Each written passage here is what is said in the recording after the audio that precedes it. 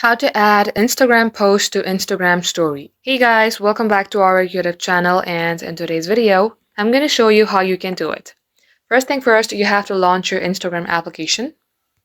And once done, you have to also get logged into your Instagram account. Tap onto your profile and you will see a page like this. If you scroll below, you will see all the posts that you have added. Now you can go ahead and add any post to your story no matter what date they were uploaded. And in my case, I'm going to go ahead with this post. This was added on 9th of August. You can easily go ahead and tap on the share button. As you do so, if you scroll to the left, you will see this add to story. If you don't see it right here, all you have to do is tap on add to story. And now you can also select how this will be viewed to your audience. Once you do so, tap on your story.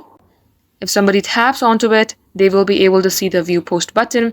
If they tap on view post, they will be directed onto your specific post, and they can also see the date this post was uploaded. So guys, this is all for today's video. Thank you all for watching. We will catch up in our next upload.